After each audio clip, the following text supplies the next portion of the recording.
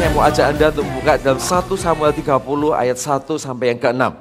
1 Samuel 30 ayat 1 sampai yang ke-6. Ketika Daud serta orang-orangnya sampai ke Siklak, pada hari yang ketiga, orang Amalek telah menyerbu tanah Negeb dan Siklak.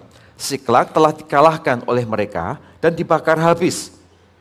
Perempuan-perempuan dan semua orang yang ada di sana, tua dan muda, telah ditawan mereka dengan tidak membunuh seorang pun. Mereka menggiring sekaliannya, kemudian meneruskan perjalanannya. Ketika Daud dan orang-orangnya sampai di kota itu, tampaklah kota itu terbakar habis. Dan istri mereka serta anak mereka yang laki-laki dan perempuan telah ditawan. Lalu menangislah Daud dan rakyat yang bersama-sama dengan dia itu dengan nyaring.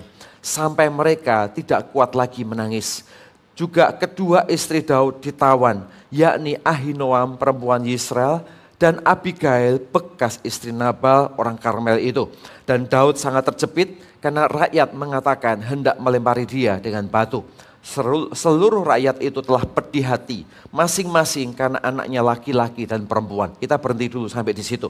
Nah, Bapak Ibu Saudara, ketika Anda melihat perjalanan seorang Daud, ini adalah sebuah story yang menjadi titik terendah di dalam kehidupan seorang Daud. Ya, setiap kita, mungkin kita punya fase itu dalam hidup kita juga. Ya, setiap kita punya masa, punya fase tertentu yang kalau kita tarik di kacamata hari ini, kita melihat ke belakang, kadang-kadang kita melihat ternyata dari fase hidup kita ada 1-2 plot yang menjadi titik terendah di dalam kehidupan kita. Ya, dan itu menjadi masa yang paling sulit, masa yang penuh dengan air mata, masa yang kita pikir tidak ada harapan yang kita bisa lewati. Masa itu mungkin bisa terjadi hari ini, atau masa itu mungkin hari ini kita sudah melewatinya, dan waktu kita melewati, kita pikir waktu kita menjalani, waktu itu rasa-rasanya seperti nggak ada harapan, Bapak Ibu Saudara. Tapi ternyata Tuhan kita itu luar biasa. Ya, selama kita bergantung kepada Tuhan, selama kita tahu apa peran kita dan bagaimana kita meletakkan hati kita yang benar di hadapan Tuhan, maka masa tersulit apapun bisa dibalik Tuhan menjadi sebuah kemenangan yang luar biasa, menjadi sebuah lompatan rohani yang kita semua nggak pernah pikirkan. Kenapa? Karena kita punya Tuhan. Karena yang menuntun hidup kita itu bukan hanya diri kita sendiri, bukan hanya hikmat kita sendiri, tetapi ada Tuhan yang punya blueprint, ada Tuhan yang punya rencana, ada Tuhan yang punya agenda atas hidup Anda. Jadi keputusan-keputusan, pilihan-pilihan hidup Anda yang kita serahkan ke tangan Tuhan, membuat agenda Tuhan itu bisa berlaku dan dikerjakan di dalam kehidupan kita. Nah, hal yang sama juga Daud kerjakan hari itu. Ya, kalau Anda memperhatikan ya, ini adalah kisah terakhir, cerita-cerita terakhir di 1 Samuel pasal 30, ketika pasal 31 Anda akan temukan Saul mati di medan peperangan. Dan Anda akan ketemu di 2 Samuel pasal yang pertama, itu adalah masa di mana Daud pindah dari Siklak itu ke Hebron. Ngapain dia di Hebron? Di Hebron Daud justru dinobatkan menjadi raja selama 7,5 tahun. Padahal 3 hari sebelumnya Daud itu ada di Siklak mengalami masa tersulit di dalam hidupnya. Bisa kepikir gak Bapak Ibu? Jadi di saat Daud nangis, seluruh bangsa Israel mengalami kepedihan begitu luar biasa. Semua orang berusaha untuk melempari Daud dengan batu gitu ya. Semua orang menyalahkan Daud. Daud sangat sedih bukan hanya karena dia kalah di dalam peperangan, bukan karena tempatnya dibakar saya pikir. Tapi satu hal yang membuat Daud sedih adalah karena orang-orang yang dia cintai, yang berperang bersama dengan dia juga menyalahkan dia, menyerang dia dan ingin melempari dia dengan batu. Itu adalah pukulan yang paling sulit bagi seseorang yang namanya Daud hari itu. Tapi di tengah-tengah situasi yang demikian, hari itu Daud gak pernah tahu bahwa mungkin 10 hari setelah itu, ya atau sekian hari setelah itu, dia akan jadi raja loh di Hebron. Ya, jadi jarak antara Daud di Siklak dan mengalami kondisi yang terendah sampai dia mengalami kemenangan. Dengan Daud pergi ke Hebron dan di Hebron dia dinobatkan jadi raja. Jaraknya pendek sekali, gak nyampe sebulan Bapak Ibu Saudara. Tapi hari itu Daud yang mengalami, Daud gak ngerti masa depannya. Dia gak ngerti persis apa yang terjadi dalam hidupnya hari itu. Dia gak tahu persis apakah dia akan berperang dan mengalami kemenangan atau tidak. Yang dia tahu hari itu dia bersedih. Yang dia tahu hari itu dia mengalami ladangnya dibakar. Yang dia tahu hari itu 16 bulan dia tinggal di Filistin, bekerja di sana, berternak di sana. Dia pikir segala sesuatunya sudah aman gitu ya. Tapi ternyata semuanya dibakar habis, semua tabungannya dibakar habis. Tiba-tiba anak istrinya dijarah dan ditawan oleh musuh. Dia nggak tahu apakah dia akan menang atau tidak. Dan dia tidak pernah tahu bahwa dia akan pergi ke Hebron dan menjadi raja 7,5 tahun.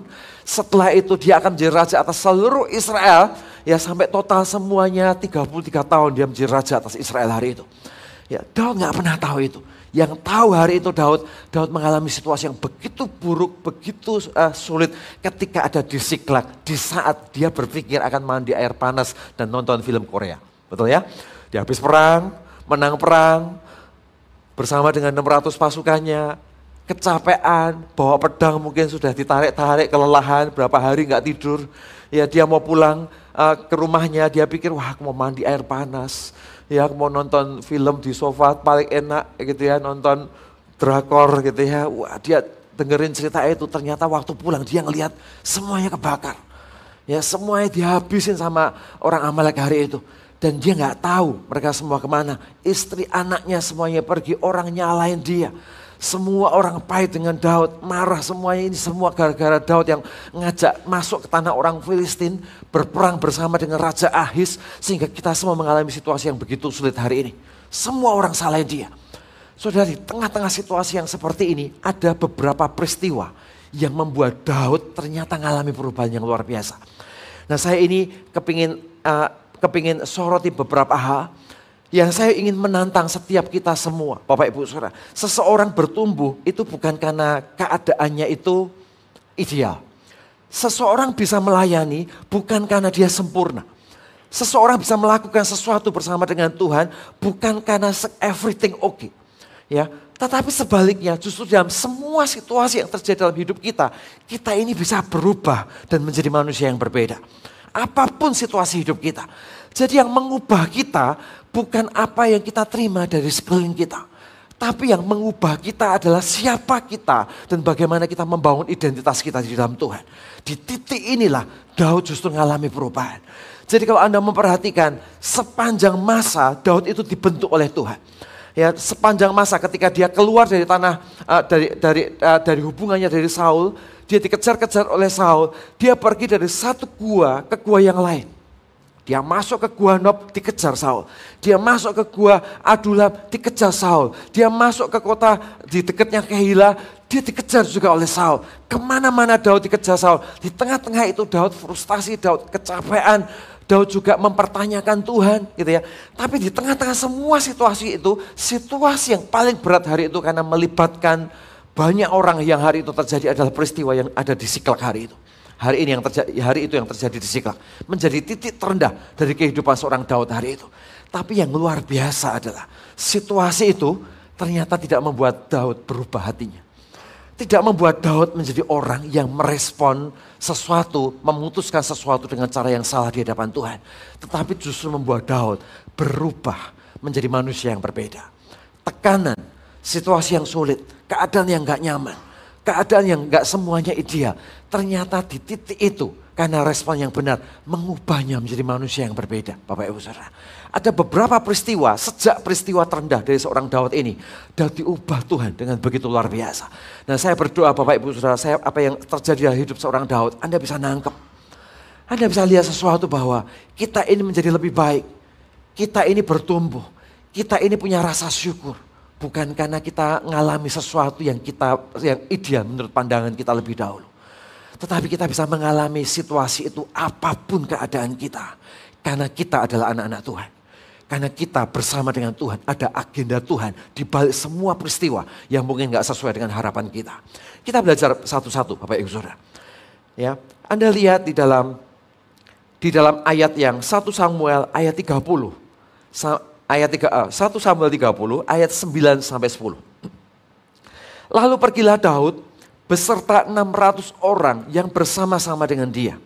Dan sampailah mereka ke sungai Besor. Sementara orang-orang yang maju tinggal di belakang berhenti di sana. Maka Daud melanjutkan pengejaran itu bersama 400 orang. 200 orang telah lelah untuk menyeberangi sungai Besor dan berhenti di sana. Kalau Anda melihat apa yang terjadi sebelumnya, Bapak Ibu Saudara, Daud waktu balik ke Siklag, dia bawa 600 orang. Oke. Dia bawa 600 pasukan yang bertempur bersama-sama dengan dia. 600 orang ini yang bertempur, menang perang, hidup bareng-bareng. Dan mereka menjadi satu tim yang bergerak sama-sama. Tapi sampai suatu ketika 600 orang yang bersama-sama ini ternyata Alkitab berkata, maka Daud melanjutkan pengejaran itu beserta 400 orang. 200 orang yang terlalu lelah untuk menyeberangi sungai Besor itu berhenti di sana. Anda bisa bayangkan hari itu. Ya, ternyata dari 600 orang yang sedang berperang dengan Daud, mengejar musuh yang jumlahnya dia nggak tahu, arahnya dia juga nggak paham, dan butuh strategi karena ada tawanan di sana. Oke? Dan kondisinya 600 orang dalam kondisi kelelahan. Jadi Daud punya banyak alasan untuk berkata, kita butuh jumlah orang yang banyak untuk pergi ke sana. Kita butuh orang yang banyak untuk mengalahkan peperangan ini. Nggak boleh ada yang tinggal di medan perang. Karena kita butuh orang banyak. Musuh kita begitu banyak. Dan musuh kita nggak tahu kondisinya seperti apa. Kita butuh strategi kan ada tawanan yang ada di sana hari itu. Gitu ya. Jadi kondisi Daud hari itu, dia harus menguatkan hatinya. Dan dia menguatkan pasukannya. Dia memastikan dia datang dengan full kekuatan untuk dia memenangkan peperangan pada saat itu. Dan Anda tahu di tengah-tengah situasi yang seperti ini, ternyata ada 200 orang yang mungkin hari itu hatinya tawar. Yang mungkin hari itu dia tidak siap di dalam peperangan. Yang mungkin hari itu kondisi hatinya dalam kondisi yang tidak prima hari itu. Dalam kondisi yang tidak ideal, dalam kondisi yang gak nyaman. Dulu-dulu sebelumnya mungkin baik-baik saja. Dulu-dulu sebelumnya dia dalam kondisi yang ikut berperang sama-sama. Tapi khusus untuk hari itu mungkin 200 orang ini dalam kondisi yang kondisinya tidak prima. Kondisinya dalam kondisi yang mungkin kelelahan pada situasi-situasi yang sulit gitu ya. Pernah ya Bapak Ibu Saudara ada kondisi-kondisi tertentu dalam hidup kita. Enggak sepanjang hidup kita ini dalam kondisi yang ideal. Ada masa di mana kita baik-baik saja. Tapi ada masa di mana udah kasih aku waktu sebentar aja aku tak tenang dulu kan gitu. Ya. Dan kira-kira hal yang sama juga terjadi pada 200 pasukan. Daud yang hari itu bersama-sama dengan Daud dari 600 orang yang ada. Tapi yang luar biasa adalah Daud itu mengizinkan loh 200 orang tinggal di Besor. Nangkep gak? Ada sesuatu yang berubah di sana. Daud mengizinkan 200 orang ini tinggal di Besor. Di tengah-tengah Daud butuh mereka untuk masuk ke medan peperangan. Ya, Daud izinkan 200 orang ini tinggal di Besor. Ya, dan padahal kalau Anda memperhatikan di pasal-pasal sebelumnya waktu pertempuran Daud dengan Nabal itu sudah minta ampun. Orang-orang pasukan yang bersama-sama dengan Nabal sudah minta ampun. Daud pura-pura oke lah aku ampuni gak apa-apa. Daud pergi, habis itu dia senggol pasukannya. Habisin mereka semua. Disikat habis pasukannya Nabal hari itu. Tak satu pun tak tersisa. Ya, kenapa? Karena dia berdiri sebagai seorang jenderal yang dengan pedang berdarah dingin di tangannya. Tapi hari ini, pada saat Daud mengalami peristiwa tertitik terendah dalam hidupnya hari itu. Daud tiba-tiba dari 600 pasukan, dia bisa biarkan 200 orang itu tinggal di Besor. Dan dia berkata, oke, kalau kalian capek gak apa-apa. Kalian stay di sini. Aku akan bawa 400 pasukan. Ya, aku akan berperang buat kamu. Dan aku akan bawa keluargamu untuk balik. Dari 200 orang itu mungkin ada anak mereka ditawan. Ada istri mereka ditawan. Ada harta mereka juga dijarah hari itu. Ya, kondisi mereka juga dalam kondisi yang tidak mudah. Tapi Daud ngomong kepada mereka, oke, aku yang perang buat kamu. Aku yang pastikan pergi bersama dengan 400 pasukan. Kamu di sini, kamu jaga barang. Aku akan siap pergi dengan mereka. Sebenarnya ada sesuatu yang berubah di hati seorang Daud. Yaitu apa? Hatinya seorang bapak itu tumbuh. Bukan di saat-saat yang ideal.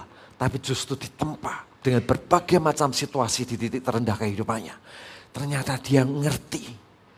Ya, dia ngerti ternyata gini loh rasanya dari jadi bapak. Ya, dia ngerti tentang belas kasihan. Dia ngerti bagaimana memimpin. Bukan hanya dengan tangan besi, tapi dia memimpin bagaimana dengan hati yang mengasihi. Hatinya betul-betul shifting dan dia mengalami perubahan bersama dengan Tuhan.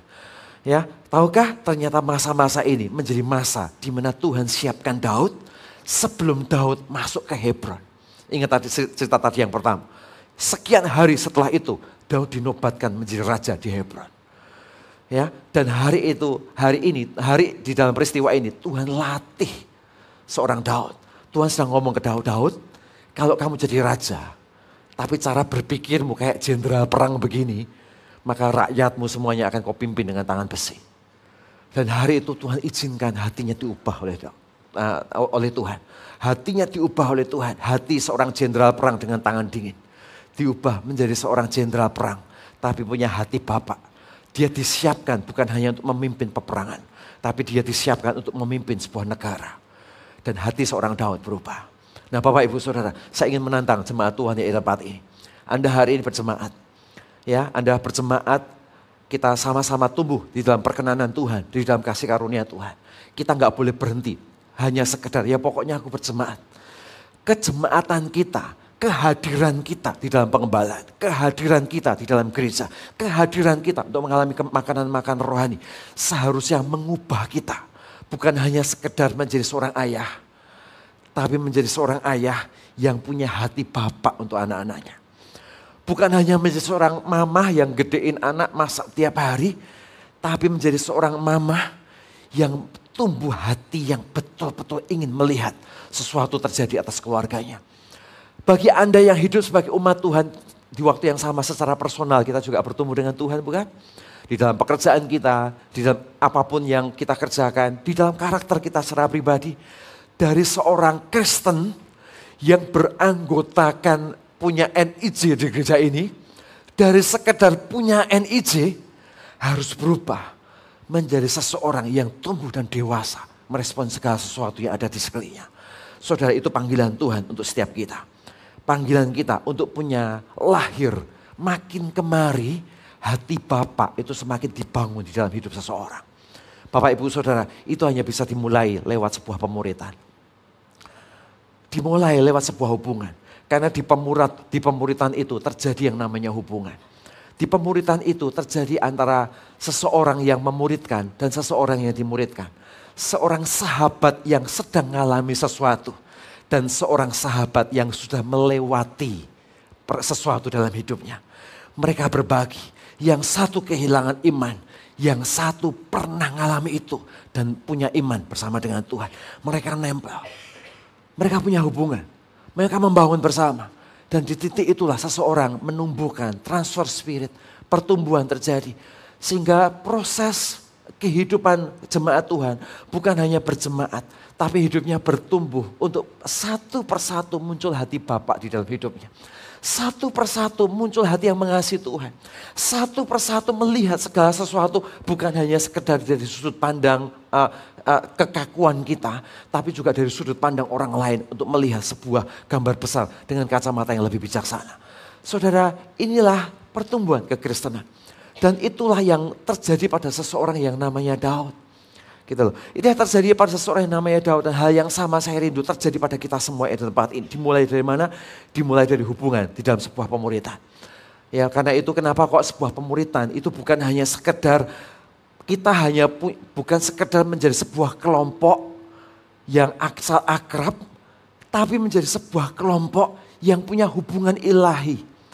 Bukan hanya menjadi sebuah kelompok yang sekedar datang dan makan-makan tiap minggu ya. Ingat ya, CG itu artinya connect group, bukan cangkruk group Bapak Ibu Saudara. Ya. Bukan hanya CG menjadi tempat makan tiap minggu sehari-hari doang gitu ya. Tapi di balik makan-makan kita, di balik kita nonton bareng, di balik kita ketawa-ketawa, di balik kita saling membuli karena itu adalah bahasa kasih kita bukan? Ya, di balik kita saling akrab satu dengan yang lain, kita harus punya hubungan ilahi. Kita harus punya hubungan saling mengasihi.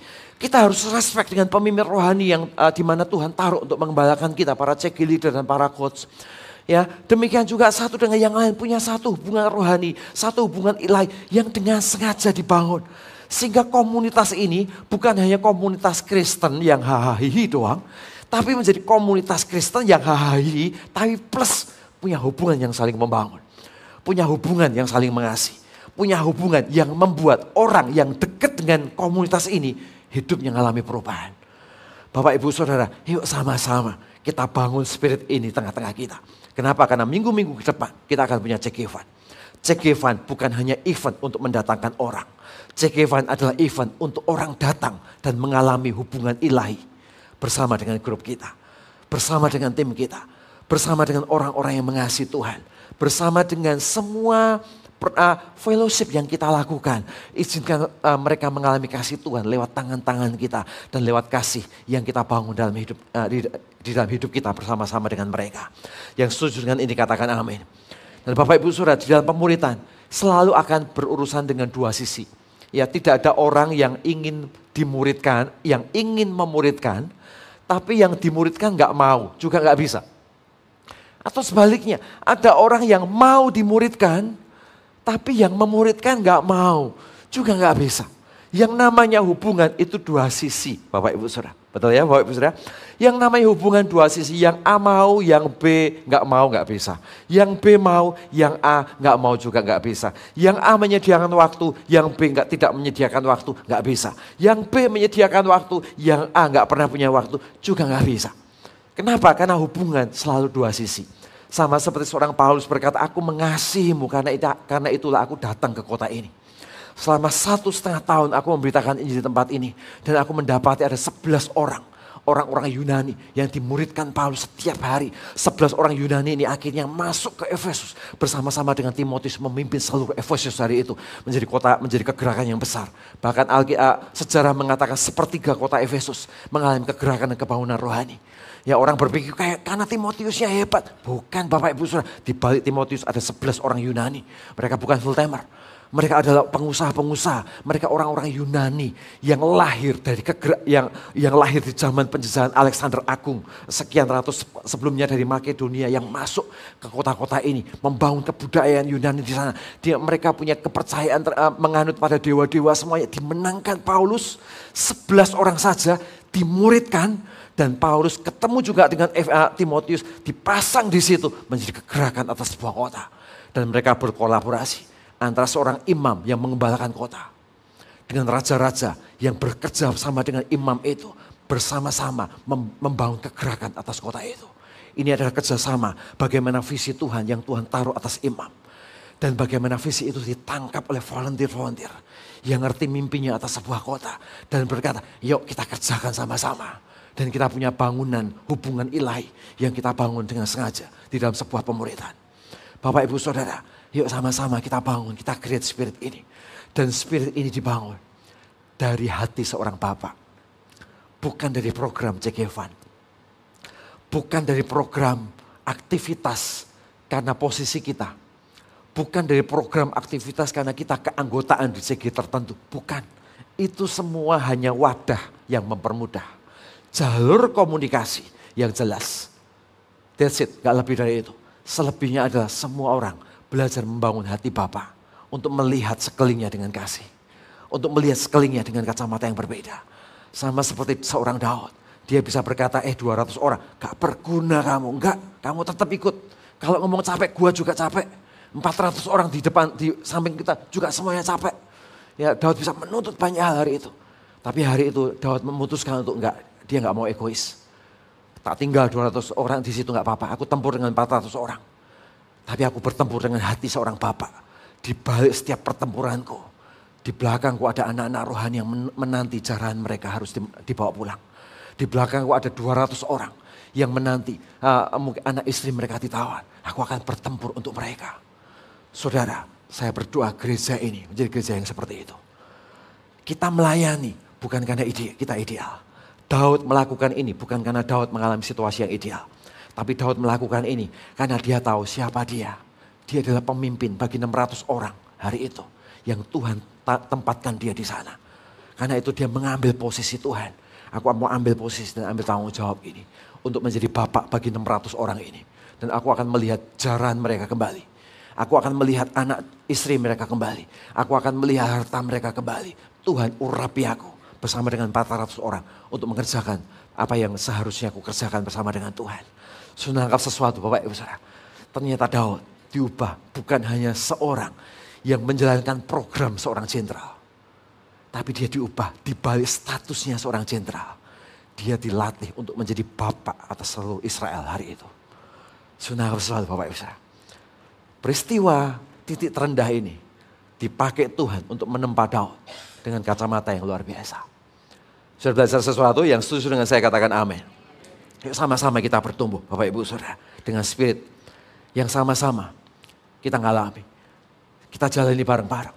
Nanti ketika Anda masuk di Cegevan di bulan-bulan depan, percayalah Anda akan ketemu dengan jenis orang yang berbeda-beda. Yang sekarang aja sudah beda-beda, betul? Ada orang yang suka ngomong, ada orang yang diem. Ya, ada orang yang komplainnya luar biasa, ada orang yang selalu bersyukur, gitu kan?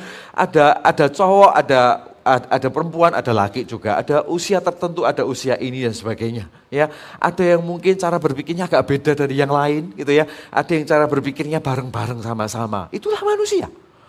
Ya, kita nggak perlu melihat, oh yang ini bukan ciptaan Tuhan, gua ini ciptaan Tuhan, nggak boleh Bapak Ibu Saudara. Ya, kenapa? Ya karena itulah manusia.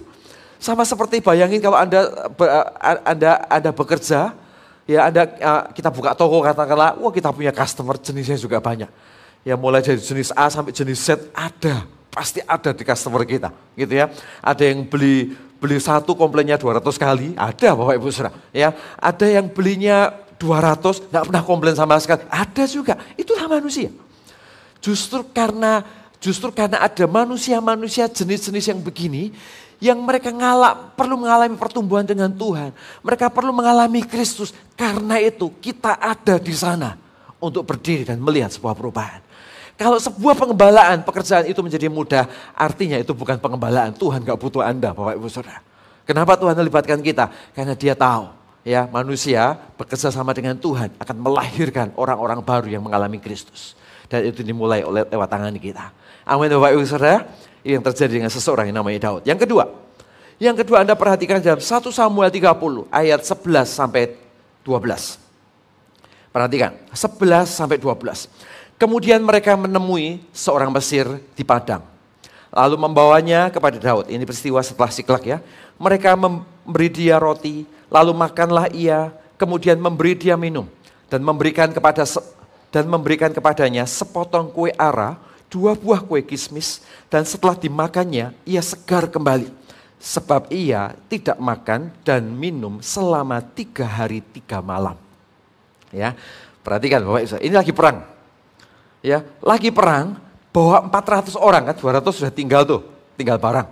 Ya, dia bawa 400 orang.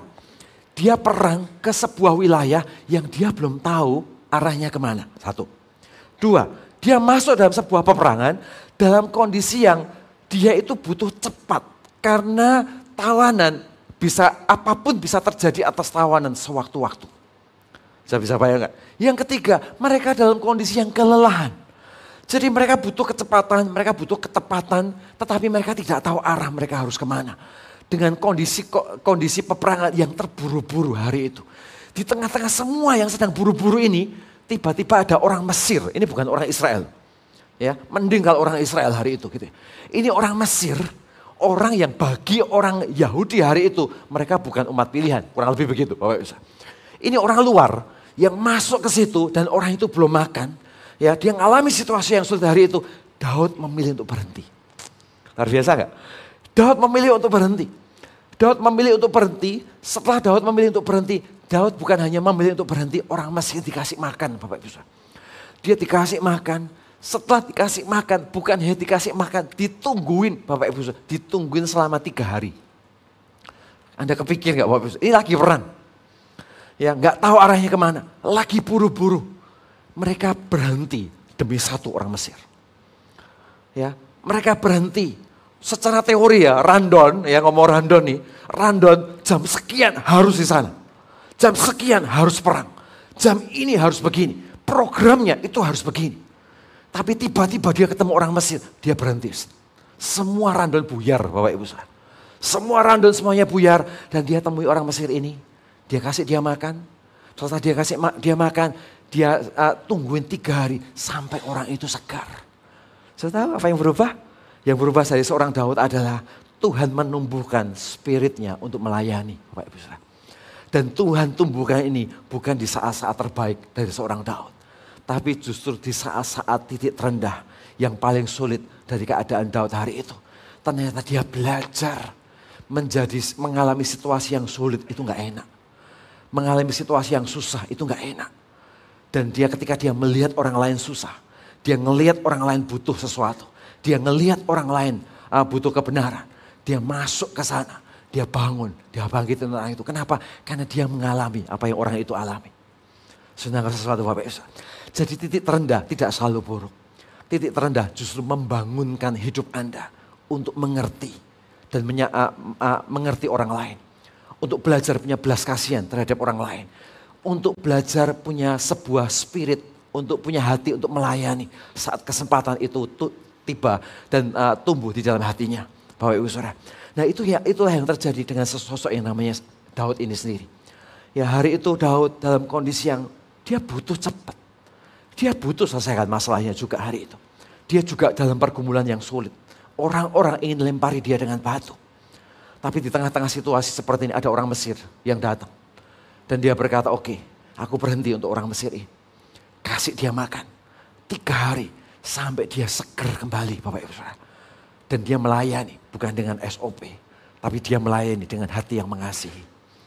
Saudara ya, melayani dengan SOP itu apa? Melayani dengan SOP itu adalah seseorang yang melayani atau seseorang yang kebanggaannya karena namanya terdaftar pada jenis pelayanan tertentu. Saya tidak mengatakan bahwa ini kebanggaan ini salah loh. Ya, banggalah ketika Anda terdaftar sebagai tim PAW bangga karena itu panggilan Tuhan. Banggalah Anda terdaftar sebagai anggota CGA bangga karena Anda punya komunitas rohani yang benar. Ya, banggalah ketika Anda punya NIJ. Wah, aku GMS, oh banggalah. Ya karena saya bangga ketika Anda bangga Anda punya NIJ, artinya gereja ini dihargai, gitu ya. Banggalah dengan itu semua. Tetapi itu bukanlah kebanggaan tertinggi kita. Karena identitas kita bukan pada NIJ. Identitas kita bukan pada keanggotaan kita di departemen tertentu. Identitas kita bukan pada bidang pelayanan tertentu yang sudah di SOP-kan. Tapi identitas kita adalah saat kita ada di dalam setiap pelayanan itu. Apakah hati kita melayani? Apakah hati kita melakukan bukan karena jadwal SOP departemen. Tapi kita melakukannya karena aku lakukan ini. Karena aku mengasihi Tuhan. Randonya itu harus perang dengan cepat. Tapi aku lihat orang Mesir ini, aku layani dia. Karena aku mengasihi Tuhan. Aku layani dia. Karena aku melihat bagaimana hati Tuhan ada di sana. Bapak Ibu Saudara, itulah yang mengubah seorang Daud. Dari seorang jenderal berdarah dingin, dia gak peduli manusia manapun. Yang dia pedulikan pokoknya tujuannya ke sana ya sudah, gua babat habis di sana. Ya tujuannya perang, udah perang habisin total, sudah selesai. Gak babi pu, gitu ya. Tapi hari itu tiba-tiba dia ngerem. Tiba-tiba hati yang mengasihi tiba. Tiba-tiba hati yang mengasihi tumbuh di dalam hatinya. Hidup yang mengalami sebuah perubahan. Nah Bapak Ibu Saudara, pertanyaannya sederhana. Kita ini hidup untuk melayani atau kita melayani untuk hidup? Coba kita pikir. Pernah ada memikirkan ini? Kita ini menjadi orang-orang yang hidup kita ini untuk melayani. Atau kita menjadi orang-orang yang kita menjadi orang-orang yang melayani untuk hidup Bapak Ibu Saudara. Dua hal ini kalimatnya mirip, ya, tapi angle-nya sangat berbeda. Ya, kalau Anda melayani untuk hidup, maka kita melayani ya sekedar ya sudah karena ada program. Kita melayani kenapa? Ya sekedar karena kita punya target gitu ya. Kita melayani kenapa? Ya sekedar aku melayani karena sebuah status. Ya, karena kenapa? Karena kita melayani untuk hidup. Ya, tapi sebaliknya, ketika kita hidup untuk melayani, maka kita akan berkata, selama aku punya nafas, kesempatan itu ada di tanganku. Aku akan do something dengan hati. Aku akan lakukan dengan hati yang mengasihi. Aku akan layani anggota keluargaku. Aku akan lihat dan didik anak-anakku jadi besar. Ketika aku ada dalam sebuah komunitas untuk bertumbuh sama-sama, Tuhan munculkan sesuatu yang aku bisa persembahkan untuk komunitas ini. Untuk Tuhan dimuliakan. Ketika aku melihat orang-orang yang butuh kasih karunia dan butuh kasih Tuhan. Oh aku akan investasi, aku akan datengin dia. Aku akan ngobrol dengan dia. Aku akan spend time dengan dia. Kenapa? Karena hidupku ini adalah bagian dari kesempatan untuk melayani. Kemarin saya sangat bersyukur loh Bapak Ibu Saudara. Saya kemarin satu mobil dengan seseorang, dia tanya loh. Kan sama istri saya juga gitu ya. Kebetulan kami satu arah, ya dia pergi ke satu tempat yang satu arah gitu ya. Akhirnya kita bareng-bareng tanya, lu suamimu mana? Iya dia lagi pergi ke arah mana gitu saya lupa. Dia lagi kunjungi orang karena orangnya mau diajak CG nanti waktu CG Evan. Jadi bangun hubungan dulu Bapak Ibu Saudara. Oh saya happy sekali Bapak Ibu Saudara. Ternyata jemaat-jemaat kita ini luar biasa.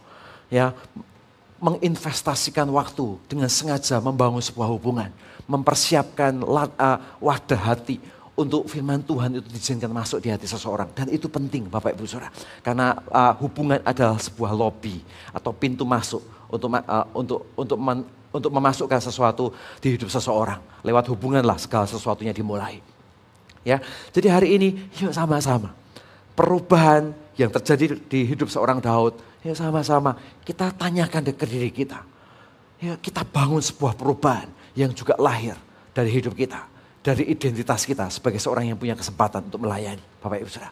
Dan itulah yang mengubah dan mempersiapkan Daud.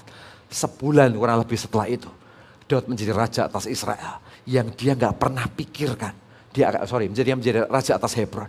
Dia nggak pernah pikirkan dia akan jadi raja hari itu. Yang dia lakukan hari itu hanya melayani Bapak Ibu Saudara. Hanya melayani dan terus melayani. Dia lihat sesuatu yang terbaik yang dia bisa lakukan untuk Tuhan. Dia layani, dia lakukan sesuatu yang itu untuk Tuhan.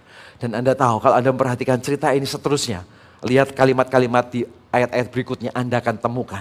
Ternyata dari pria Mesir ini, waktu ngomong-ngomong, ternyata dia adalah orang Amalek Bapak Ibu. Ternyata dia orang Amalek. Dan Daud ngomong kepada mereka, ternyata kamu orang Amalek. Kalau gitu, tahu nggak? Itu penjarahan yang terjadi di Siklak, itu pasukan itu pergi kemana? Dan pria ini berkata, aku tahu. Tapi berjanjilah kepadaku. Kalau aku tunjukkan jalannya, kamu nggak boleh bunuh aku dan keluargaku. Dan Daud berkata, oke, aku nggak akan bunuh dirimu dan keluargamu. Tunjukkan aku tempatnya. Ternyata lewat orang Amalek ini, orang yang ketemu, orang Mesir yang ketemu di Besor ini, justru yang dengan belas kasihan dan compassion itu dilayani oleh Daud. Ternyata dia yang dipakai Tuhan untuk mengantarkan Daud ketemu dengan barang jarahannya, dengan semua tawanan. Yang hari itu Daud sedang kebingungan arahnya kemana. Sebenarnya sesuatu, kita berpikir strateginya begini, Daud berpikir strateginya, nanti pasukannya muncul dari sana ya, pasukan berkuda mungkin muncul dari sini, yang di sini bawa lembing, mungkin strateginya macam-macam. Ternyata pintunya bukan itu, pintunya adalah compassion, pintunya melayani, hanya melayani, bangun hubungan, memulai sesuatu dengan hati. Tuhan buka celah pintunya untuk masuk dan menang dengan pertempuran berikutnya. Daud gak pernah kepikiran bahwa seorang Mesir ini akan mengantarkan Daud kepada tujuan untuk mengambil tawanan dan menang perang hari itu. Yang Daud lakukan adalah dia punya kesempatan untuk melayani. Dia layani Bapak Ibu Saudara. Sebenarnya sesuatu yang setuju dengan saya katakan amin. Berikutnya yang ketiga. Yang ketiga lihat 1 Samuel 30, 22 sampai 25. Kemudian mulailah berbicara semua orang jahat. Ini setelah menang perang Bapak Ibu Saudara, oke ya. Setelah sampai ketemu jaran diambil semua istri anak semuanya kembali bersama-sama dengan mereka. Kemudian muncul keributan di antara orang Israel. Oke, orang Israel yang hari itu bersama-sama dengan Daud kan ada penagih hutang, ada orang durusila, pokoknya orang-orang penjahat semua yang hatinya diubah oleh Daud gitu ya. Jadi kadang-kadang masih muncul karakternya gitu, kurang lebih begitu. 22. Kemudian mulailah berbicara semua orang jahat, orang dursila di antara orang-orang yang ikut pergi bersama-sama dengan Daud itu. Katanya, karena mereka, perhatikan mereka itu siapa? Mereka itu 200 pasukan. Mereka tidak ikut pergi bersama-sama dengan kita. Janganlah kita berikan kepada mereka apa-apa dari jarahan yang kita selamatkan itu. Kecuali kepada masing-masing mereka, istrinya dan anaknya itu boleh mereka bawa. Biarlah mereka pergi. 23. Tetapi Daud berkata, perhatikan kalimatnya Bapak Ibu, ini ya mau Daud berubah. Janganlah kamu saudara-saudaraku berbuat demikian dengan apa yang diberikan Tuhan kepada kita. Sebab ia telah melindungi kita dan menyerahkan ke dalam tangan kita gerombolan yang menyerang kita. Siapa yang mau mendengarkan kamu dalam perkara ini, sebab bagian orang yang tinggal di dekat barang-barang adalah sama seperti bagian orang yang pergi berperang. Itu akan dibagi sama-sama. 25. Dan demikianlah halnya sejak hari itu dan seterusnya. Hal itu ditentukannya menjadi ketetapan dan peraturan bagi orang Israel sampai sekarang. Kata Alkitab. Senang sesuatu? Jadi kondisinya hari itu adalah mereka itu menang perang. Mereka bawa semua barang jarahan dan istri-istri, anak-anak semua yang tertawan hari itu. Kemudian beberapa orang yang ikut berperang itu nggak terima. Ya dengan kata lain dia mengatakan, Enak aja kami berdarah-darah, dia nganggur-nganggur nongkrong nungguin bareng gitu kan. Enak aja dia nggak ikut perang, wah mereka mulai ribut tuh. Ya dia mulai, aku ini yang aktif, dia cuma nongkrong-nongkrong di situ gitu ya. Akhirnya terjadi keributan. Dan dia mulai berkata, oke kalau gitu, oh sudahlah kita hukum aja dia. Hukumannya apa? Udah nggak usah dikasih jarahan. Ya nggak usah dikasih bagian, kasih aja anak istrinya, setelah itu biarin. Toh dia nggak ikut perang, nggak ikut kerja kok, biarin aja dia begitu. Gitu Bapak Ibu, itu spiritnya mereka. Tapi hari itu Daud ngomong beda, enggak. Hatimu nggak boleh begitu. Ya tim kita ini 600 orang sejak awal. Kalau kita berperang, ada yang di depan, ada yang di belakang. Siapapun yang di depan, siapapun yang di belakang, kemenangan adalah milik bersama. Ya kita ini kerja bareng-bareng karena kita adalah satu tim sama-sama. Gitu ya. Dan sejak hari ini semua yang ikut perang maupun semua yang nggak ikut perang akan punya bagian yang sama untuk merayakan setiap kemenangan yang hari ini kita rayakan. Dan itu menjadi ketetapan buat Daud selama-lamanya. Sejak hari itu muncul satu hukum di Israel saat Daud ada di Hebron. Saya nggak sempat buka ayatnya ya, tapi waktu di Hebron juga ada satu kejadian yang sama di mana Daud mengingatkan peristiwa ini. Ini yang menjadi hukum untuk kita semua karena kita adalah Israel. Maka apapun yang kita kerjakan, mau yang di depan, mau yang di belakang, mau yang menjaga di pelataran, ya pelataran di sekitar perkemahan kata Daud, gitu. Mereka semua akan mengalami bagian yang sama di dalam setiap kemenangan di dalam peperangan. Bapak Ibu Saudara, spiritnya berubah Bapak Ibu Saudara. Hatinya besar. Hatinya penuh dengan kesempatan untuk melihat orang-orang terlibat.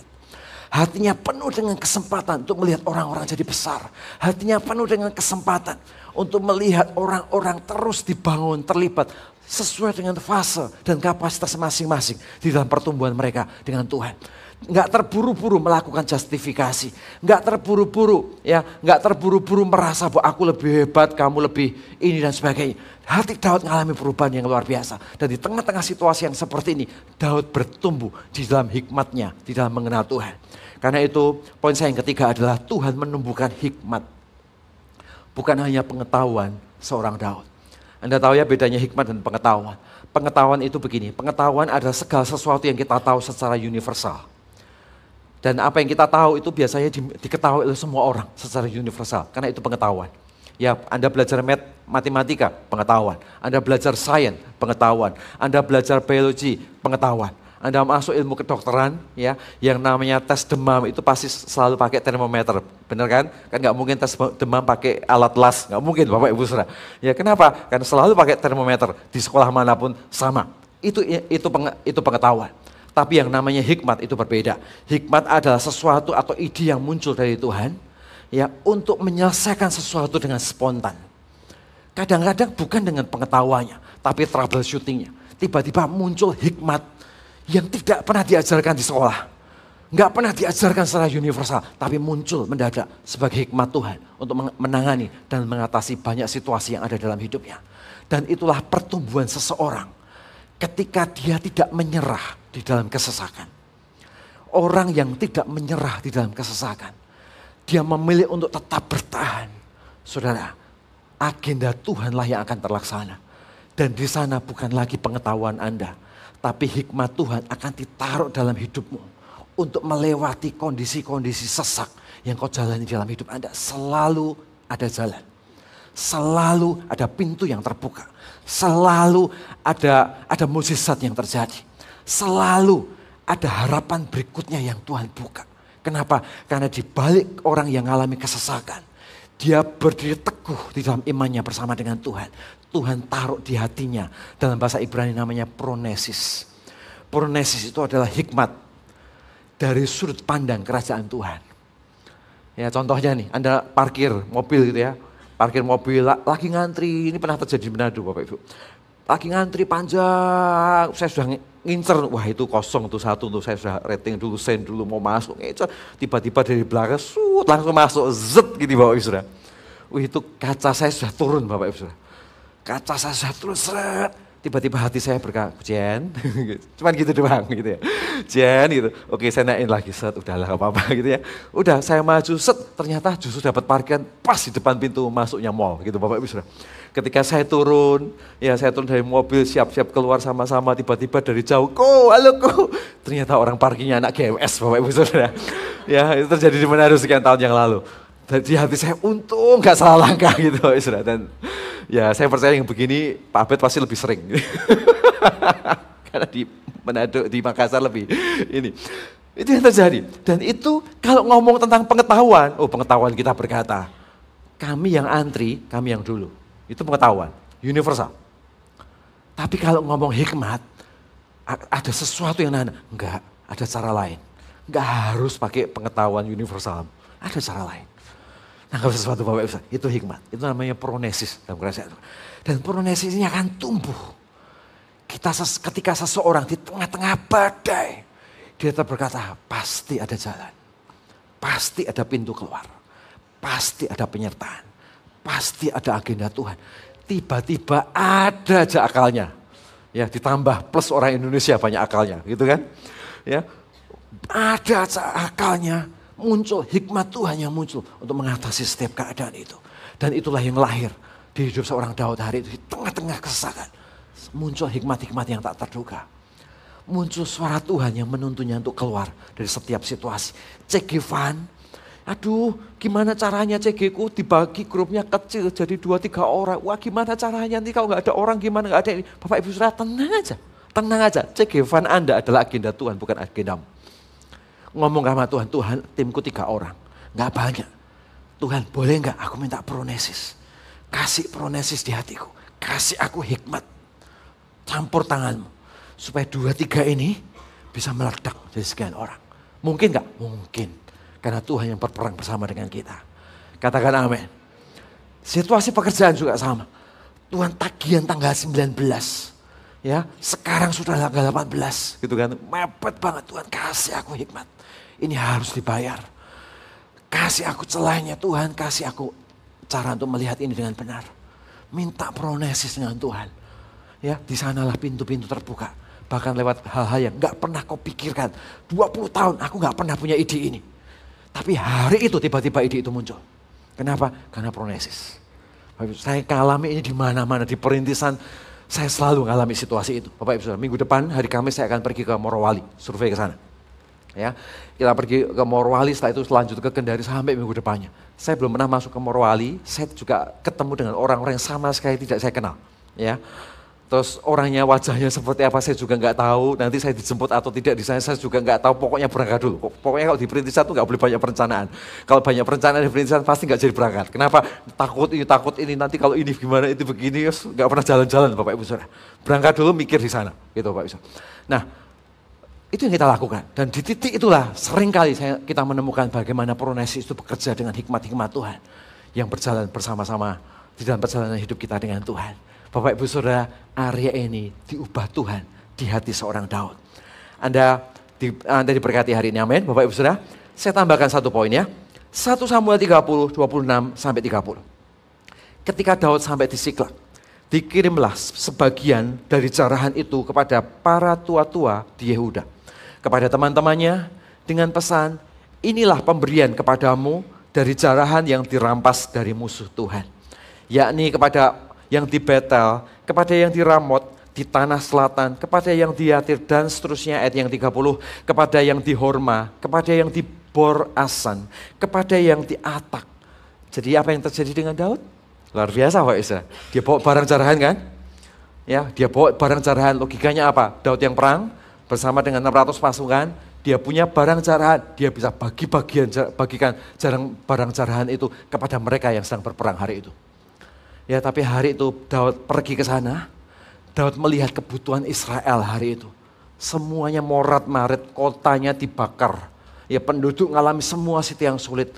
Daud berkata, enggak, aku enggak akan ambil barang jarahan ini.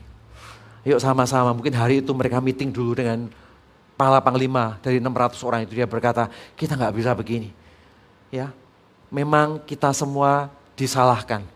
Kita semua teraniaya, kita semua disalah mengerti. Tapi kalian lihat tuh yang di sana, kotanya terbakar.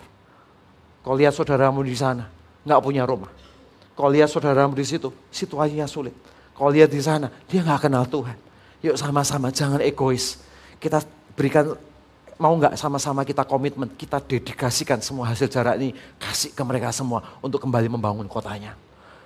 Sudah tahu? Hari itu seorang Daud mengalami perubahan. Tiba-tiba semua barang caranya diserahkan untuk kota itu. Dan untuk membangun kota itu. Daud mengalami pertumbuhan di dalam kemurahan hatinya. Ketika dia memandang segala sesuatu yang ada di sekelilingnya. Tiba-tiba dia punya ringan tangan untuk punya waktu. Tiba-tiba dia ringan tangan untuk mengeluarkan sesuatu demi melihat orang lain mengalami Tuhan dalam hidupnya. Dibangun dengan sengaja.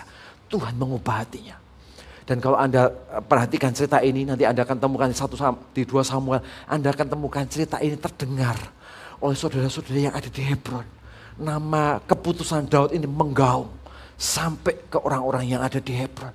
Sehingga Hebron berteriak, panggil Daud ke sini. Karena Saul sudah gak ada. Jadi yang meminta Hebron untuk Daud menjadi raja itu bukan Daud. Tapi justru orang-orang Hebron yang teriak, Saul sudah gak ada. Aku dengar cerita Daud di Siklag. Panggil dia kemari. Dia harus jadi raja atas kami. Yang Daud juga gak datang, aku mau jadi raja nih, tolong nobatkan gua. Enggak, dia tidak mempromosikan dirinya sendiri. Tapi namanya bergema atas seluruh Hebron hari itu. Harum, menceritakan tentang sesuatu yang benar. Sehingga Daud hari itu mengalami promosi bersama dengan Tuhan.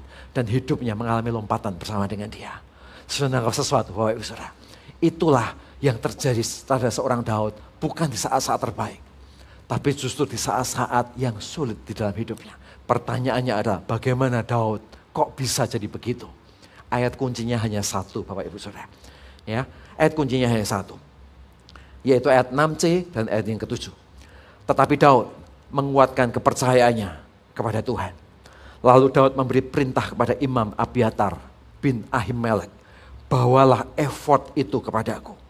Maka Abiatar membawa efod itu kepada Daud.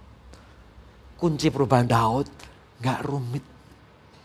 Di saat titik terendah dalam hidupnya, Daud memang harus membuat keputusan untuk berperang. Daud memang harus membuat keputusan untuk punya hati yang murah. Dia harus membuat keputusan untuk melayani. Dia harus membuat keputusan untuk punya hatinya besar, punya hati seorang bapak. Tapi di balik semua keputusan yang dia ambil, dia memulai dengan hubungannya dengan Tuhan. Simple thing. Tahukah? Seseorang berubah selalu dimulai dari titik ini Bapak itu. Jadi mulailah bukan dari teori yang luar biasa. Tapi mulailah dengan hubungan yang nyata. Ketika Daud mengalami kesesakan, dia berkata, Tuhan, aku menguatkan hatiku di hadapan Tuhan. Dia mengambil keputusan untuk menguatkan hati. Menguatkan hati adalah keputusannya. Setelah itu, dia berkata, panggil Imam Abiatar, bawa baju efod. Baju efod itu lambang sebagai sebuah hubungan untuk masuk ke hadirat Tuhan. Jadi dengan baju efod itu, dia masuk ke kemah pertemuan dan dia bangun sebuah hubungan dengan Tuhan. Satu sisi, di sisi manusia, dia berkata, aku kuatkan kepercayaanku kepada Tuhan. Di sisi hati, dia melangkah dan dia berkata, Tuhan please help me. What do you want? Apa yang kau mau? Akankah aku kejar? Akankah aku menang?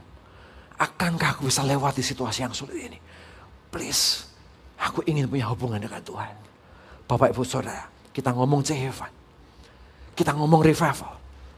Kita ngomong tentang banyak area. Dengar baik-baik, itu dimulai, minta maaf ya Bapak, bukan dari jabatan Anda di dalam perusahaan. Bukan dari status keuangan yang besar yang kau punya. Bukan dari agenda-agenda tertentu kan Anda ketua departemen ini, ketua itu dalam CK. No. Itu semua hanya jalur komunikasi. Itu semua berkah tambahan. Memulai dari satu hal, hidup Anda dan hubungan Anda dengan Tuhan is everything. Sampai sesuatu dulu Bapak Ibu. Karena ini fondasinya. Hidup kita dan hubungan kita dengan Tuhan, everything. Bahkan kalau saya boleh ngomong ya, gak usah punya banyak metode apapun yang rumit-rumit. Udah apa yang kau tahu, jalankan. Dengan satu hubunganmu dengan Tuhan, kau akan lihat apapun yang kau sentuh berbuah-buah. Karena di sana ada pronesis yang Tuhan tumbuhkan di hati seseorang. Tiba-tiba orang-orang yang gak pernah kepikiran, punya hikmat-hikmat yang orang gak pernah pikirkan. Kenapa? Karena dia punya pronesis. Karena dia punya hubungan bersama dengan Tuhan. Saya akhiri dengan sebuah quote. Tuhan itu tidak menuntut kita untuk mencapai hal-hal besar sebagai yang utama.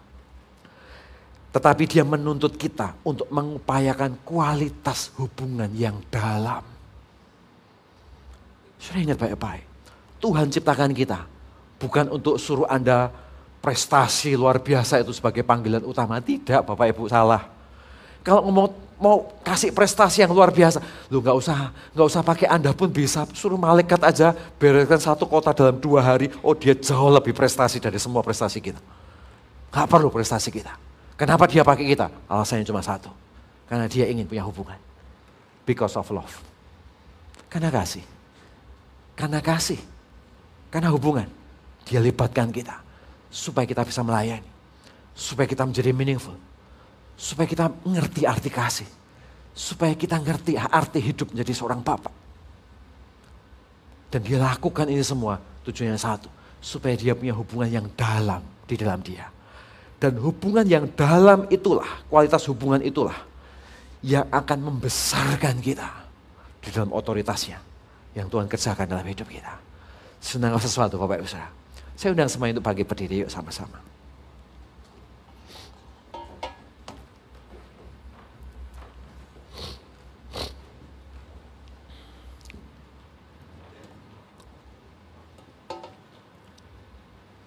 Sudah berkati hari ini, amin. Ya sama-sama kita nyanyikan satu lagu. Bapak Ibu Saudara, saya nggak tahu bagaimana kondisi hidup Anda pribadi lepas pribadi. Tapi hari ini saya ingin mengajak, saya berdoa gereja ini lahir gini loh, jemaat-jemaat GMS. Kita ini nggak perlu jadi orang yang kebanyakan gaya Bapak Ibu. Ya, wah pakai gaya A, gaya B, gaya C dan sebagainya. Kita nggak perlu banyak gaya. Ya, satu yang kita butuhkan. Yaitu kita penting bagi kita, setiap kita adalah orang-orang yang punya hubungan pribadi dengan Tuhan. Karena itu dasar hati seorang bapak itu tumbuh. Dasar hati seorang yang melayani bukan karena SOP, tapi melayani karena kasih. Tuhan bangkitkan hidup kita. Hati seseorang yang tiba-tiba hikmat yang tak terduga mengalir, tumbuh di dalam hidup kita. Kemurahan hati, tiba-tiba punya kerelaan yang besar untuk melakukan sesuatu buat orang lain. Tumbuh di hati kita. Dimulai dari satu ini. Bukan dimulai dengan banyak gaya yang kita punya. Ya, bukan dimulai dengan semua itu. Kita biasa aja. Jadi orang biasa aja. Ya, nggak usah terlalu wah gimana bahasa roh di pinggir jalan teriak-teriak, nggak perlu Bapak Ibu Saudara, nanti orang malah takut. Biasa aja. Tapi di balik kehidupan yang simpel, izinkan di situ punya hubungan dengan Tuhan yang dalam. Karena disitulah terletak kuasa yang sesungguhnya. Amin ya Bapak Ibu.